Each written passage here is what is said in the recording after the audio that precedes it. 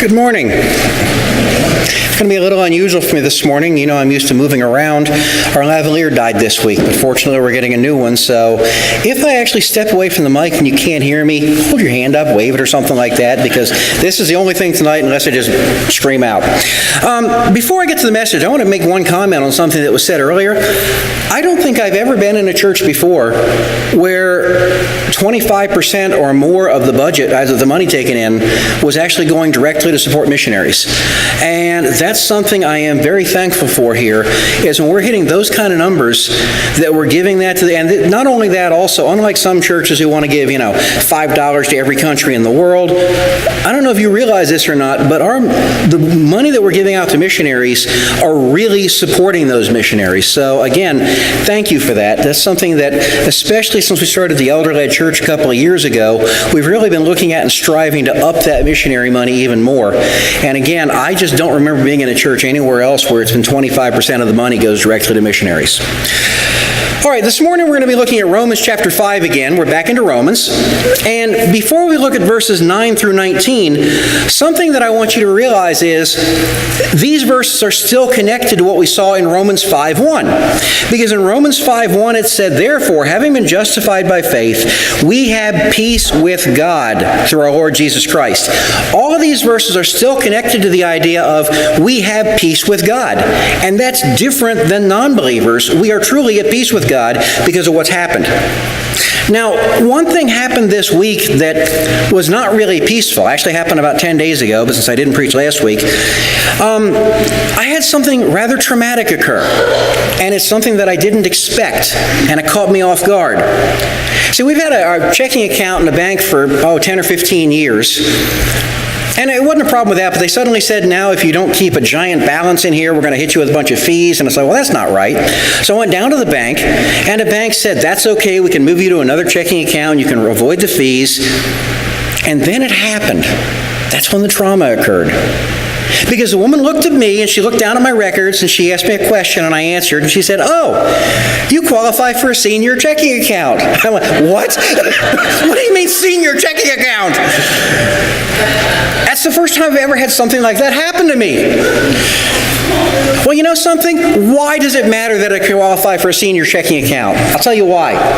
Because if we lived forever, we wouldn't care if we were 5 or 50 or 500. It wouldn't matter. But you know something? Every day we live is a day closer to death. Every year we live is a year closer to death. And senior checking account means closer to death than junior checking account. Now, the reason I bring this up and the reason this fits in is because today we're going to be talking about Adam and sin and death and how death entered into the world and senior checking accounts as well. And today's verses are going to answer two primary questions. The first question is, what separated us from God? And the second question is going to be, what fixed the problem? So let's go ahead and turn to Romans chapter 5, verse 9, where it says, "Much more then, having now been justified by his blood, we shall be saved from the wrath of God through him." Now, if you remember, we actually use this verse as the end of our verses in the last message as well. The reason I'm reading it again is because in Romans, as you know, with the way Paul does the one continuous thought, sometimes it's hard to break these verses, and this verse really fit with both messages. Because what we have to realize is the saving from wrath is a direct result of peace with God. That's why we are saved from wrath. And then these other verses going into this are going to answer why that happened and how this came about.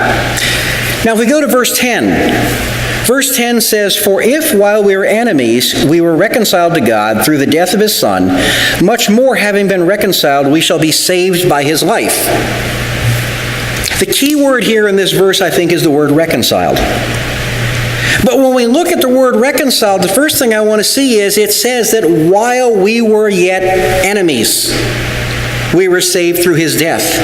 That's not the norm. If you think about how it works in the world, somebody does you in, you're going to do them in. Somebody does something to you, you're going to get them back.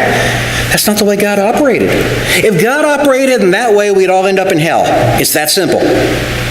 But the truth is, we were saved through the death of Christ, and that is the only way that we could be reconciled. Now, in the end of that verse, we have an unusual little phrase that says, we shall be saved by his life. What does that mean? Well, the first thing I think that this means is that when Christ died, he paid the penalty for our sins. Without Christ's death, there is no redemption, period.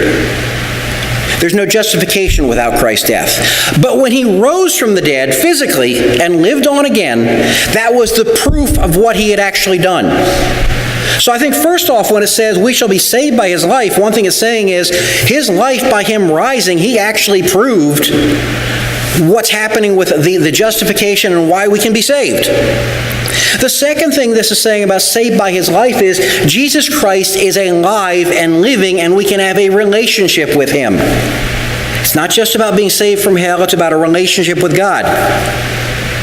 And in addition to that, if you look at how it was beforehand when we were enemies of God, we can also see how much better it is now that we're not enemies with God. I mean, have you ever been in a room with somebody and, you've had problems with them, maybe you're enemies with them, maybe you got to sit down for a conference, a mediation conference or something. Man, it gets tense in there. And you may work things out in that mediation, but it's never fun. And then compare that to going into a room with your brother or your sister, and physical, spiritual brothers, whatever, and hugging them and having a good time. Just a whole different atmosphere. That's the change we're talking about. We're talking about being reconciled to God. We're talking about a change from that hostility where God has a reason to be angry with us, to a fact where we are already in his family. It's family members getting together. Now, what we want to look at first off in verse 10 a little more specifically is what is reconciled. Because if you look in verse 9 talks about us being justified, and because of being justified, saved from wrath. Justified is a legal term. Justified is how God actually takes and makes us righteous by giving Christ's righteousness, crediting his righteousness to our account. So verse 9 is talking about the legal basis for why we can now have a relationship with God. Verse 10, we get to reconciliation. Reconciliation is about relationship. That the relationship is fixed. Justification is the basis for relationship. You can't have the relationship without the justification first. But a lot of times we get so hung up on the justified. Just look, pray in the name of Jesus, believe on Jesus, and you're going to heaven. That's true. But that's only telling half the story. So often we see salvation as fire insurance, get out of hell free card. That's not what salvation's about. That is the result of salvation.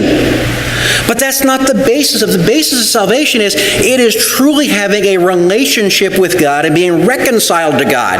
That's different. I mean, so often it's just, say the magic words and you get into the kingdom. That's not salvation.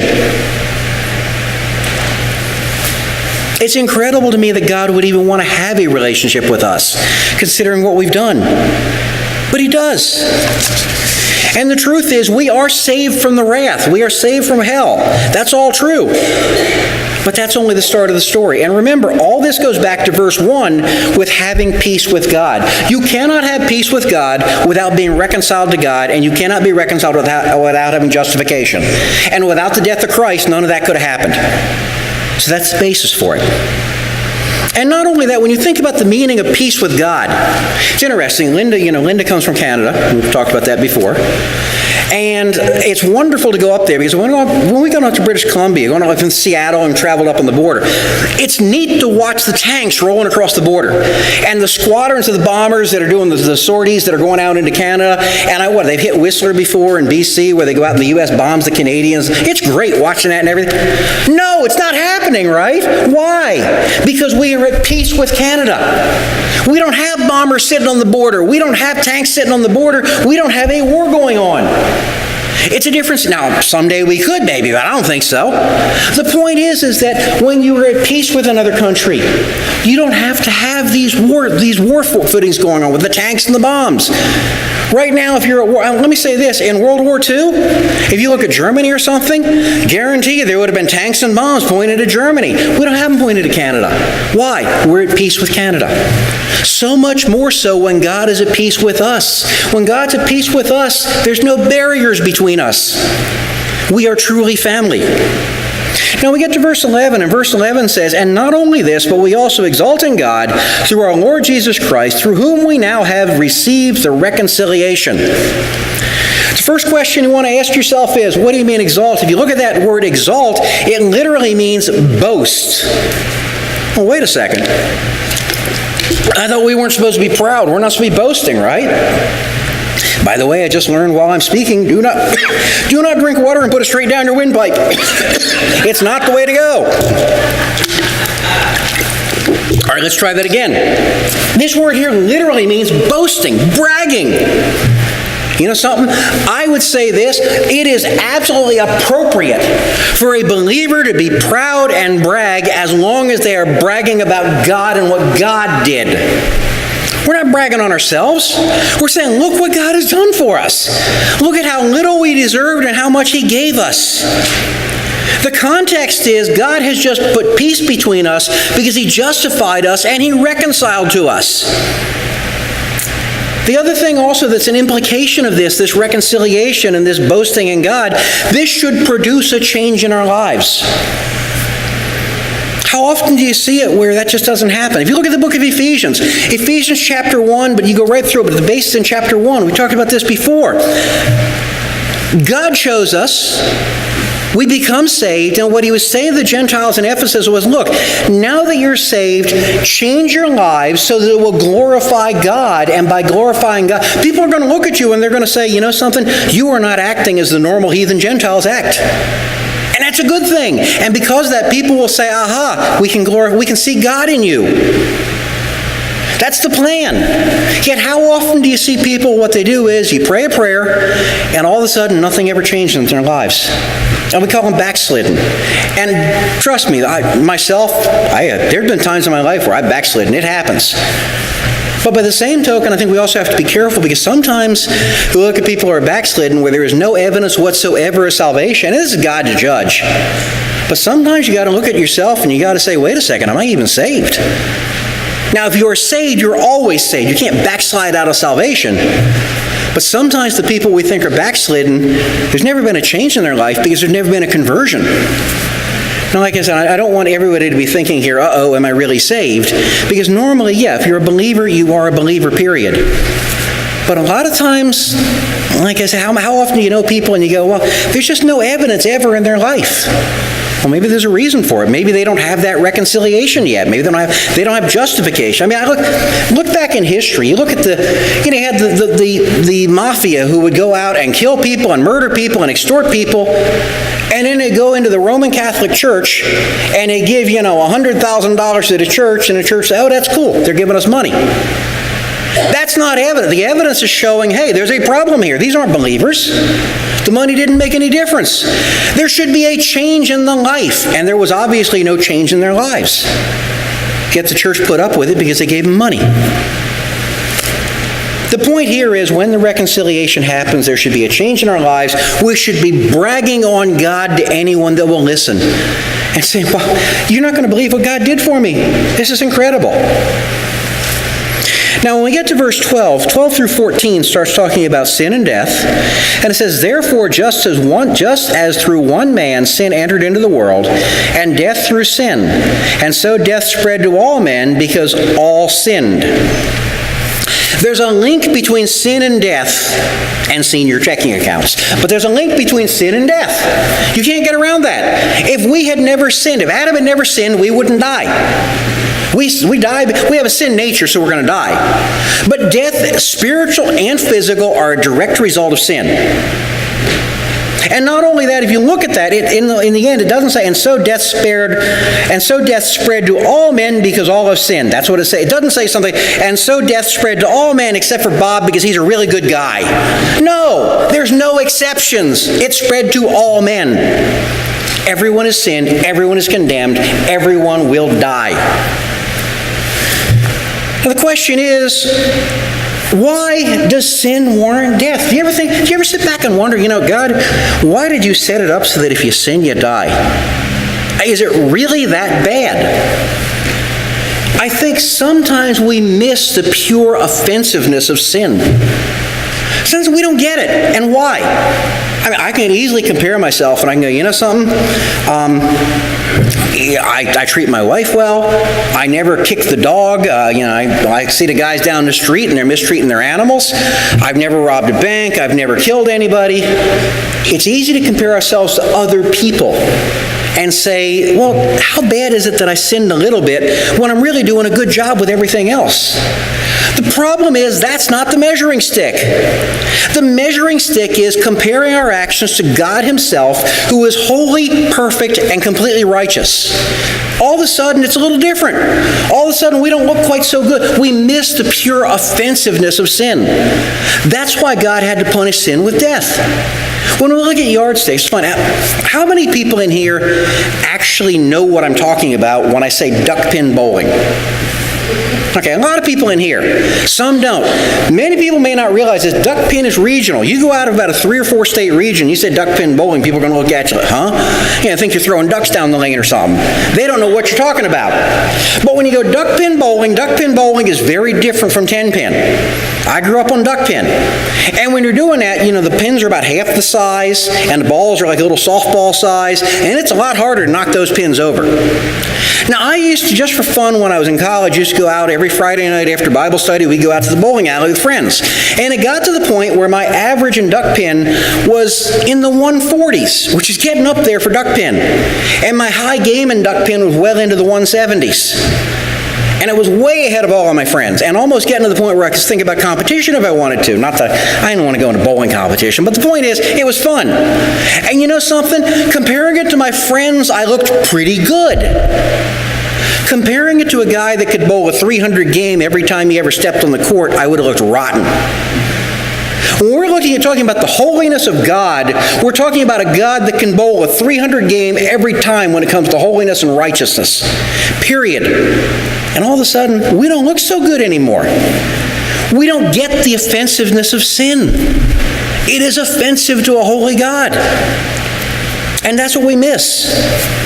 Now, if we also look in verse 12, we see, therefore, just as one man sin entered into the world, it raises some questions. First question is, why does it say one man? Why doesn't it say Adam and Eve? Didn't Eve bite the apple? Well, I say apple, forget, it's not apple. We know it's a fruit. Sorry, I don't even know why I even said that. Eve ate the fruit first. Why does it say Adam? Well, let me say this. I'm going to go into theology here for a minute. There's something we call seminal headship that literally means that sin is passed down through the male line. And there's a reason I'm bringing this up. And that's probably correct, that sin is passed through the male. And the reason is because Adam deliberately sinned against God. There's also another idea that sin comes from the combination of the male and the female, the sperm and the egg. Okay? I'm not going to get into which one is right so much, but I will say this that's critical. For some reason, sin is not passed down through the female line alone. Now, why is that important? Simple. If it was passed through the female line, Jesus Christ would not have been born sinless, would not. That's why he said born of a virgin. And if Jesus Christ was not born of a virgin, he would have needed a Savior himself and would not have been sinless. So whatever the reason, somehow we know that male is passed down completely or partially through the male line. I'll be honest with you, there's some stuff in Scripture that tells us about this, but I don't think we can come to firm conclusions on the hows or the whats on here. But we can come to the conclusion that it's critical that Christ was born of a virgin. If he wasn't born of a virgin, we don't have salvation, because Christ would have been a sinful person who needed his own Savior. Now, when we get to verse 13, things change a little bit, and it says, "For until the law, sin was in the world, but sin was not imputed because there was no law." One of the things you've got to look at here is the context of, up to verse 12, Paul's talking to everybody. It doesn't matter if you're Jew or Gentile at this point in time. Hey, you're a sinner. In verse 13, all of a sudden, he's right back into the law, and you got to ask why. And the reason is because, remember, this was a mixed Jew and Gentile church, and part of the argument through the whole thing, a lot of the argument has been, the law is now dead, here's the situation. And I think at this point, Paul's saying, wait, the Jewish people in the church, you guys may have some arguments here, here's what you have to consider also. So that's why he's jumping back to here in verse 13. And it says, "For until the law, sin was in the world, but sin is not imputed when there's no law." Does that sound strange or crazy or unusual to anybody? Sin not being imputed? I mean, isn't sin sin? What do you mean? Remember also, the law was created probably about 1400 BC, somewhere in that area, within 100 years of that. Is that saying that in 1700 BC sin was never charged to anybody's account? People were sinless then? What's going on? What we have to look at here is the context again. He's talking in the context of the Mosaic Law, and he's saying that the Mosaic Law was not the standard that caused the sin to be charged to you prior to that. But it didn't do away with sin. Sin was still charged to everyone's account. But the reason was because everyone still had a conscience. Everyone still knew they were doing wrong. But you didn't have the specifics of the law to do it, to make those charges. And when he also says, not imputed when there is no law. Let me give you an example from U.S. history you may not think about. Bank robbers back in the 1920s, you know what they used to do? They used to go to a state, they'd live in that state, they'd cross the line, they'd go in, they'd rob the banks, they'd make sure they didn't shoot anybody, they'd take the money to run back across the line, and it couldn't touch them. Sounds weird, doesn't it? But that's actually what happened. And the reason was because there was no federal law against bank robbery. So they could cross the state line, do a state crime, and then cross right back, and they'd be free unless they crossed back into that state. I think it was in the 1930s, if I remember correctly, but at a certain point in time, they passed a federal law against bank robbery, and all of a sudden you couldn't do this. Once the law was passed, it was that law that said, this is now wrong. The Mosaic Law imputed sin to people because the Mosaic Law said this is wrong. But prior to the Mosaic Law, sin was still wrong and it was still charged to people. It just wasn't amplified the way the Mosaic Law amplified it. The Mosaic Law said, hey, this is exactly what's happened. You do this, you're going to get this. You do this, you're going to do that. But you know something? Everybody's conscience still knew before the Mosaic Law it was wrong to steal, it was wrong to murder, it was wrong to do all these various things. So it was still sin. Everyone was still sinful. But that's why this verse is a little strange if you take it out of context, because it looks like he's saying, wait, they weren't sinning before the law. Yeah, they were sinning. But it wasn't amplified the same way and pointed out the same way. Now, the other thing it says here is, if we go on to verse 14, Nevertheless, death reigned from Adam until Moses, even over those who had not sinned in the likeness of the offense of Adam, who was a type of him who was to come. What in the world does he mean when he says, and again, this is the time period he's talking about, from Adam to Moses, before the Mosaic Law. What in the world does he mean when he said, sinning, not sinned in the likeness of the offense of Adam? Adam's sin was different from all the sins up until Moses. The reason? The law when Adam was in the garden was one thing. Hey, stupid, don't eat the tree. Don't eat the fruit from the tree. That was it. The only thing he had to do. Just one thing. Don't do it. God wouldn't have actually called Adam stupid, but the point being is, don't do it. One sin. That was the law. Not Mosaic law, but that was the law.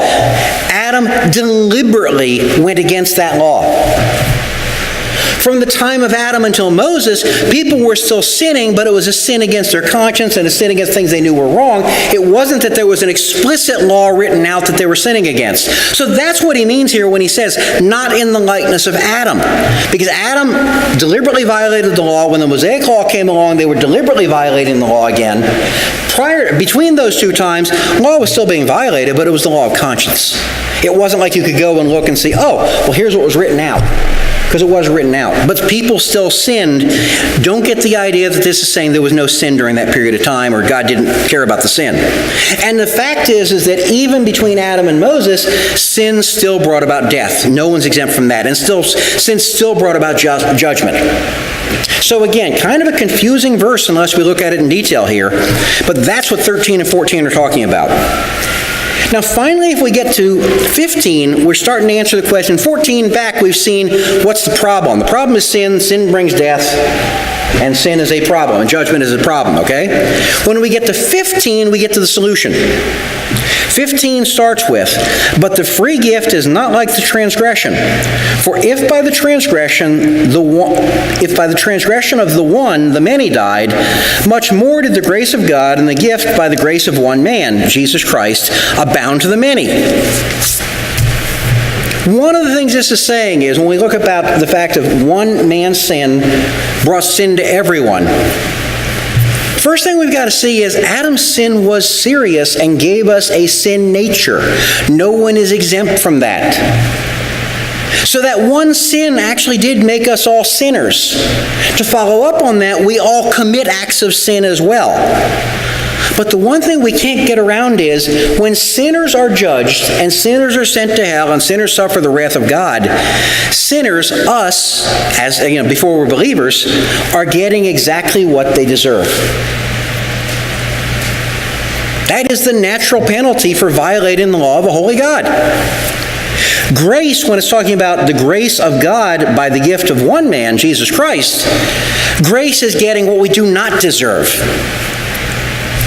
We should die because of our sin, but we escape the wrath of God, as verse 9 said, because of the grace of God. So there's a difference here in how the two are implemented. In addition to that, sin continued on. There was one sin to start with, but continued on and on and on. With Christ, one act to pay for everything. Christ doesn't have to die over and over and over again. In the Old Testament, if you look at the Old Testament, what happened? They kept coming with sacrifices, never to pay for the sin, but to hold off the wrath of God until the final payment was made, the Messiah. But Christ didn't have to die over and over. As we go to the book of Hebrews, it talks about that. He died once for all. That's it. Paid the price. It took one sin for the fall of men, but Christ's death covered a multitude of sins, and therefore is greater than the sin itself. Now, if we look at 17 through 19 and keep going here, 16 through 19. And the gift is not like that which came through the one who sinned. For on the one hand, the judgment arose in the transgression resulting in condemnation, but the other hand, the free gift arose from many transgressions resulting in justification. For if by the transgression of the one death reigned through the one, much more those who receive the abundance of grace and the gift of the righteousness will reign in life through the one, Jesus Christ. One of the things I want us to see here is that the gift is the gift of righteousness. It says here the gift of righteousness. Remember, when it talks about the gift of righteousness, it does not mean that we on our own merits become righteous. Remember back we studied Romans about a month or two ago when we were in Romans chapter 3. Romans 3:25 talked about propitiation, where you needed to satisfy the wrath of a God through some kind of a sacrifice. This is what Christ did for us. This is what Christ took the penalty on himself already. And that when he did that, he became righteous, or he was already righteous, rather, and he put our righteousness was credited. Okay, I screwed that sentence up. Let's try again. His righteousness was credited to our account. So it's not our own merits that make us righteous. It's Christ's righteousness credited to us that make us righteous. Now in verse 18 we hit something unusual where it says, "So then, as through one transgression there resulted condemnation to all men, even so one act of righteousness there resulted in justification of life to all men." This verse has been used over and over where it says, wait a second, everybody's going to be justified, right? It says so right there, justification of life to all men. It's called universalism, and it's false. The problem is the context. If you look at the context, that's not saying that everyone is going to be saved and go to heaven. Certainly Christ paid the price for justification to all men. But it doesn't mean that everyone's going to be justified. For one thing, if this word all, we do the same thing in English. Frequently the word all doesn't mean every single one in the world. If I've mentioned before, if I ask somebody to go grab the hymnals and stack them in the back, go get all the hymnals and put them in the back of the room, do I mean get every hymnal in the entire world? No, the context says get the hymnals in the church. You know that. The context here is clearly talking about believers and non-believers, non-believers suffering the wrath of God, believers not suffering the wrath of God. Clearly, this is not saying that everyone is going to heaven, because that's not what it's saying. Believers go to heaven. Non-believers don't. So the context explains that. And if we continue to verse 19, it says, "For as though the one man's disobedience, as through the one man's disobedience the many were made sinners, even so the obedience of the one, the many will be made righteous." Again, Adam made us sinners. But we can't really blame him because we sin ourselves also. But the truth is, Christ made us righteous. Christ brought us into his family. Now, when we look at this, what are the applications we can take from this? We've interpreted the verse, but what applications can we take from that? Number one, remember, sin, death, senior checking accounts, they're all linked. There's a link right there. You can't get away from that. So that's the first application. The second application is that Christ's work is sufficient. Our sin never, do you ever think about your sin if you're a believer? Our sin will never affect Christ's righteousness. Christ will still be perfectly righteous. And since it's his righteousness credited to us, as opposed to our righteousness giving us merit, hey, if we commit a sin, we shouldn't sin. But if we commit a sin, it will never affect Christ's righteousness. His work is still sufficient. His one work he did, that's it. And no works of ours are necessary. It means one sacrifice that's done, not repeated over and over again. The other thing I was going to say is this. It means forgiveness is complete. There's one thing that gets taught frequently in churches, and I consider it a false teaching, although I understand why, but something that we've got to watch out for. We're often taught in church that you are forgiven by God when you're saved, but you constantly have to be forgiven over and over for all the little things you have to. Roman Catholics really have this down with confession. You go to confession, you get saved. We decided we're not Roman Catholics anymore, but we made ourselves. We are the priests of God, but we've decided we're going to have to go back to God and ask over and over and over to forgive us. Again, we talked about it as a gross misinterpretation of 1 John 1:9. It pulled it out of context, doesn't mean what it seems to say. But my point is this. Nowhere in the Bible will you find Christians have to be forgiven again for something they did. We're thinking in human terms, not God's terms. It's certainly not there, rather, for the church age. Now, is it okay to go say to God, I screwed up, please help me? Yes, that's fine. But not to go to God and say, now forgive me for this, because you know what you're really saying? What we're really saying is, Jesus' death was good, and thank you for forgiving me, but could I have a little more, please? Our forgiveness is complete. And again, if you're mixed up on that, that's not going to stop your salvation. I don't mean that. But what I am saying is, we are 100% forgiven right now. Now, the reason that's important is it goes back to reconciliation and relationship and family. If we don't understand our relationship with God and our forgiveness, we're going to screw up what the reconciliation means. The next thing I want to look at for an application very quickly is, God's children escape the wrath of God. You know, it's funny. My dad was an unusual person. I've talked to you a little bit before about him. Very, very funny guy. And he was a cartoonist. And normally a very nice guy. But occasionally, if you pushed his buttons too much, he could say something. And there was one time he was in a grocery store. And when he was in the grocery store, there was a kid that was probably 6, 7, 8 years old, sitting in a shopping cart with his mom pushing him around, and being just a real mouthy kid, okay? And the kid looks at my dad and looks at him and goes, "You're fat." Well, my dad was fat, but that really wasn't the point, okay?